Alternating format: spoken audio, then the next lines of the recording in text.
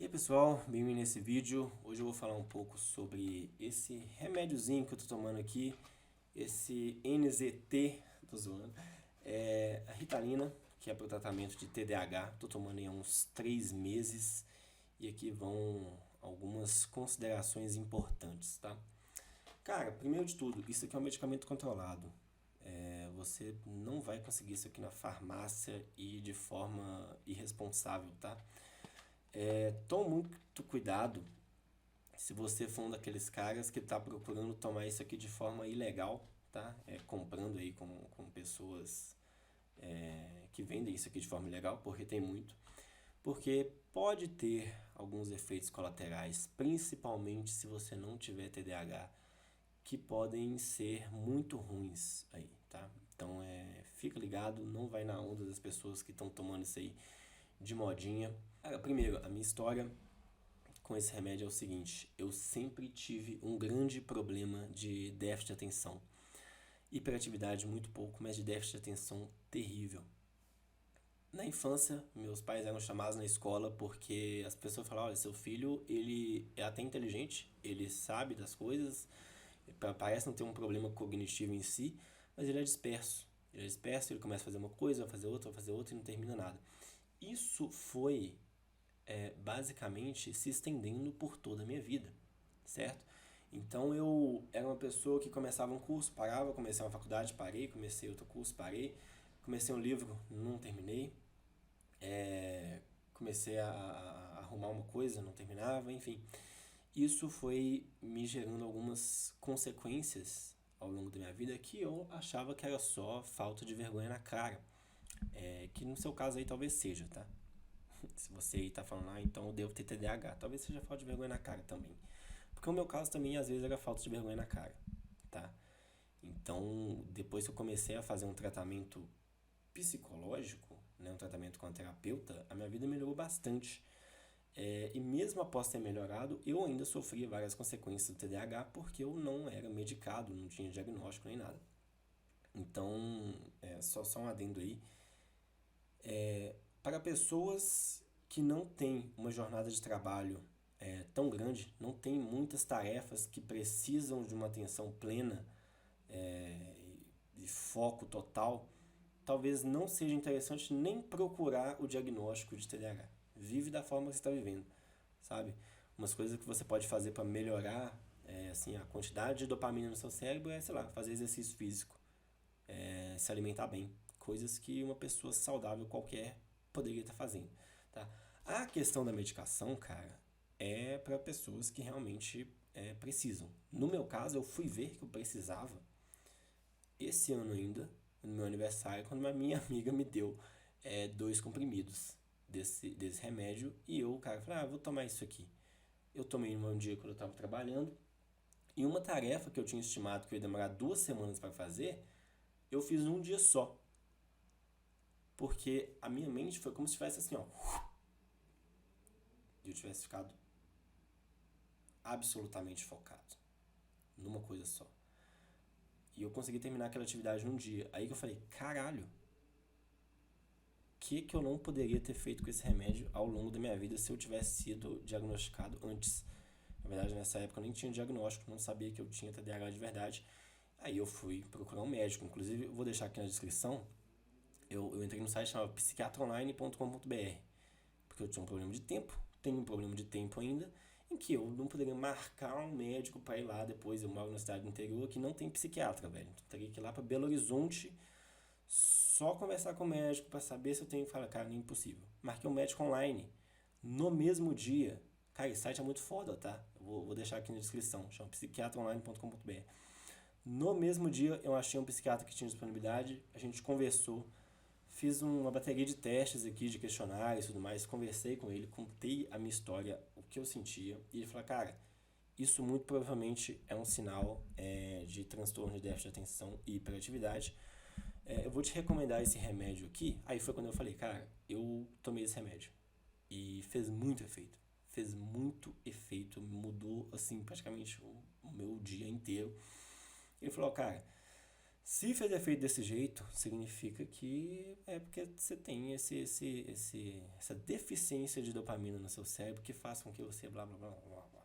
Cara, a questão é conseguir a receita, conseguir comprar o remédio e algumas percepções que eu tenho tido. Realmente, realmente mudou a minha vida completamente. Cara, eu era uma pessoa que eu não estaria conseguindo gravar esse vídeo aqui agora.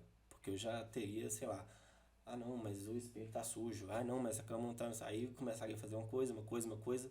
Lá para 6 horas da tarde eu falar, caramba, não gravei o vídeo. Não gravei o vídeo. Começava a fazer uma coisa, cara, o que eu tava fazendo? Ia fazer outra, ia fazer outra, ia fazer outra, fazer outra. E não, nunca terminava o que eu tava fazendo. As minhas entregas eram horríveis, sabe? Então, cara, isso mudou minha vida completamente. Nesse aspecto. Tem efeito colateral? É óbvio que tem. Isso é uma medicação tarja preta, isso é uma medicação de certa forma perigosa. Até que assim, cara, 10 miligramas é o que crianças de 6 anos tomam, tá? Esse é um medicamento que é passado para crianças com déficit de atenção na escola também. Então, ele é perigoso e pode te matar? Não, mas ele tem os seus efeitos colaterais e é importante que você saiba deles. Se você acha aí que você tem algum problema desse tipo e que se você vai procurar um médico, né, que vocês devem saber. Porque talvez você tenha um TDAH, talvez você sofra por causa disso. Mas o seu dia a dia, a sua rotina, não faz sentido nenhum tomar essa porra desse remédio. Principalmente se você não tiver atividades claras para serem feitas, sabe? Então, sei lá, você tá de férias. Você só vai ficar na sua cama jogando videogame. Sei lá, você não trabalha, você não estuda e não tem uma rotina pesada. Não faz sentido tomar um remédio, velho. Porque isso te deixa com uma sensação de que eu tenho que fazer isso, eu tenho que fazer alguma coisa, eu tenho que terminar isso, eu tenho que fazer alguma coisa. Você fica que nem um pitbull com raiva assim na sua tarefa até você terminar, sabe? Então, para pessoas que não têm uma rotina que justifique tomar uma medicação, não tome uma medicação. Tá? Isso aqui não te deixa mais inteligente, sabe? Isso aqui você vai usar o que você já tem no seu cérebro. Isso aqui não vai colocar uma informação no seu cérebro. Você só vai usar o que você já tem. Na verdade, vai te dar a sensação de que você é muito inteligente. Isso pode ser muito perigoso, tá? Porque isso pode te deixar um pouco eufórico, um pouco excitado, assim. E se você for uma pessoa chata, inclusive, você vai ficar falando, falando e falando, talvez olhando para uma câmera de óculos vermelho e sem parar de falar. Já são 7 minutos de vídeo. Isso pode ser um efeito colateral dessa medicação também. Uma outra coisa, cara, que eu vejo, que é assim, isso aumenta a dopamina no seu cérebro. Aumenta não, coloca em níveis de uma pessoa normal. O que eu sinto quando eu tomo esse remédio? Eu fico focado. A única coisa que eu consigo pensar é, tenho que terminar essa tarefa, tenho que terminar essa tarefa. Não importa o que aconteça, eu tenho que terminar essa tarefa. Tenho que fazer o que eu estou fazendo. Quando as coisas não saem conforme o esperado, quando as coisas tomam um rumo diferente, eu me sinto muito mal, velho. Isso dá um efeito rebote terrível quando o efeito da medicação tá passando. Isso é uma coisa, então você imagina. O efeito da medicação é assim, ó. Enquanto tá subindo, você tá se sentindo muito bem. Muito bem, muito focado. Você tá se sentindo um super-homem, velho. Quando ele começa a cair e você não atingiu os objetivos do seu dia, bate uma bad terrível, tá? Cientificamente não posso explicar isso, mas eu imagino que seja porque a dopamina é uma motivação que busca a recompensa. Quando a recompensa não vem, parece que, cara, dá uma bad terrível e, assim, é chato e você tem que lidar com isso. Um efeito colateral que muitas pessoas têm que eu não tive foi de insônia, tá? Não tive insônia, pra mim meu sono é sagrado, velho. Se prejudicasse meu sono, eu teria parado de tomar, certamente. Eu durmo de 7 a 8 horas por dia, tranquilamente e sem problemas. Não prejudicou meu sono.